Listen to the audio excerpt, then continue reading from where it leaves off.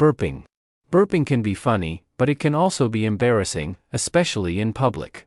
In some cultures, burping is not considered rude, but in Western countries, it is seen as impolite. If you burp loudly at the dinner table, people may feel uncomfortable. In many cultures, making noises while eating is considered bad manners. If you need to burp, try to do it quietly and cover your mouth. Drinking water and maintaining good posture can help reduce burping.